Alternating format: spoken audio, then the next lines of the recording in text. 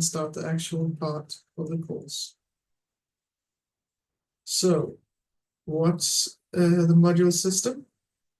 Well, it's so that at most of the HPC centers in Sweden and also many other places in the world, most programs are accessed by first loading them as a module. So you need to know what modules are in order to access the majority of the installed software. So what are modules? Well, they are a way to set up the environment. They set paths to the executables, to various libraries and other things for some particular set of, in some cases, software packages. And it's a tool to help users manage their Unix or Linux shell environment. So you can set a large number of environment variables directly and also unset them directly. And that is quite useful because otherwise you, for instance, would have problems having several compilers installed, several versions of compilers. That is no problem this way because you just set the path to them and unset it dynamically as you want to with the modules. And you can also have many versions of each type of otherwise application installed, so quite useful. And they are generally installed in a hierarchical layout. That is more true at some centers than others. That means some centers have prerequisites that you need to load before you can load a specific piece of software. Now, that is mainly the case for Cosmos from Lunark, from Kebnekaise and HPC2N. And I believe it will also be the case at the Max now when they have installed their new machines in a little while. It is the case at PDC, also down Dell, whereas NSC does not have prerequisites in general, I believe, and Alvis also does not in general have them. And right now, Upmax also does not have them. Many of the centers use Lmod. That's part of the way the modules are built. It doesn't matter. It's just a module system based on a programming language called Lua. And again, as I said, not much software is built with easy build. It's just an easy way of installing software. Something to pay attention to: do not use system installed versions of things like GCC, Python, other things. If there's a module, load it, because otherwise you will probably get an old version that is quite possibly not compatible with other modules. Always check if there's a module instead. And also, before you build something yourself, check if there's a module. Why waste time on trying to build something that's already there? And it will also take space. So reuse modules. If something is missing that you want, please ask. Maybe we can install it. We will often do that if it's something that is even reasonably useful for more than just one group. And that is almost always the case. So ask. So useful commands for the module system. Module with capital letters in what I have written here is just the word that I use as a stand-in for any software module. It could be Python, it could be GROMAX, it could be anything. To see which modules exist, there is a command called module spider, and it can be shortened to ML spider. And if it's for a specific module, then it would be module spider and the name of the module. So I would say module spider Python to see which versions exist, or shorten it to ML spider. That's how it's recommended at HPC2N, Luna, C3SE, and PDC. On the other hand, at Upmax and NSC, they recommend using module avail to list all available modules. The differences is due to the hierarchical system at HPC2N, LUNAC, C3SE, and PDC. Since you will only see what can be loaded directly with modules Spider, with module avail, you will have to use module Spider. Everything is available to load directly at Upmax and NSC, so you can use module avail. At HPC2N and the others, you only see the tool chains and those software packages that you can load directly with that.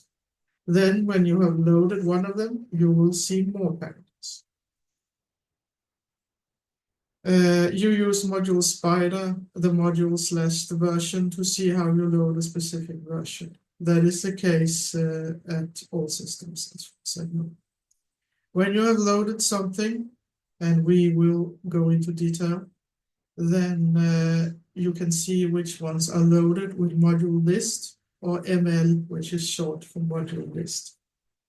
You load the module with module load, name of the module, or again, short to ML. A specific version, which you almost always should for compatibility reasons, because you want to be able to reproducibility reasons, sorry, that's what I meant. Then you say module load, the name of the module / the version, which you got from module Spider. Unload, module unload, or ML minus the name of the module. Module show gives information about which paths will be set, and module help can get you some information about it. At some centers, you can use module purge. It is recommended at HPC2N, LUNAC, and C3SE. It is harmless at NSC. At Upmax, there's some danger. At PDC, there's a huge warning. I will talk about that in a little bit. Module collections, you can load and unload a bunch of them. It's useful. Do that instead of putting it in your bash RC. Again, next section, I will talk about it. And this is what I said. Module Spider, we find at these 4 centers. Module Avail at those 2. Hierarchical, flat structure. So try this yourself now. Go and write at the center you're at. Try write module Spider if you are at one of these 4.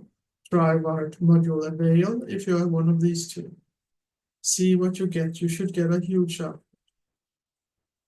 And also try write module Spider and the name of the software at these centers. You can try it at the other centers as well, and you will get some output. You can compare it. So let me try and do that here. So this is HPC2N. It will be similar to LUNAC. So I will say module Spider. And as you can see here, it lists all the many modules. Scroll through them with space. And you can see what are there. So we exit that with a Q. This is Alvis. Again, module Spider will show a lot of things, but it takes a little while. Let's see. This was not Alvis, this was PDC, sorry.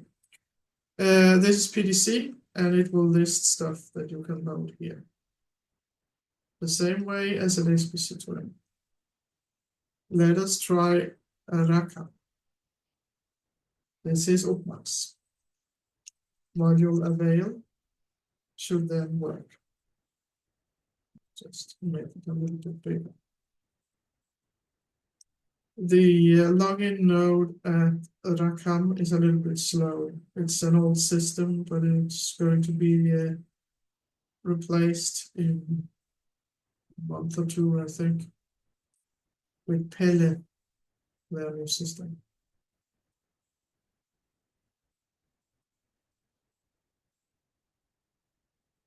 This is taking some time. So meanwhile, I will try say module Spider Python at HPC2N. And then I will get a list of the Python modules. You can see here at the bookmarks, you instead got a huge list here with module avail. It's everything that's installed.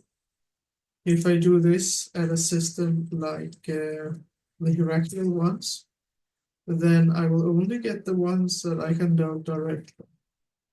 Those are so-called compiler tool chains and a few others. That will be the same at PDC. So here you see the difference between PDC and bookmarks, where PDC only has some that can be loaded directly, whereas Rackham has everything to be loaded directly. So use module spider at PDC and module avail at bookmarks. Let's try, say, module avail Python at bookmarks. There it lists all the Python packages. You can see there is quite a lot, like each of the systems. Okay. And there is nothing else really to say about this. I mean, try do this at the system you are at. Try, say, both module spider and module avail and see the difference. And see if these 4 packages are installed just as a test. And what do you think happens if you change the capitalization? Will it still find it? And the answer is actually it's center dependent. Because of that, if you do not find a module when you write it with lowercase, try it with uppercase and then try it with the first letter capitalized. Because it is center dependent, and in some places it will not find Python if you write it with lowercase, for instance. It will find something which is confusing because it will find maybe BioPython instead. So please always remember, try capitalizations differently if there's something that's not giving you what you're looking for.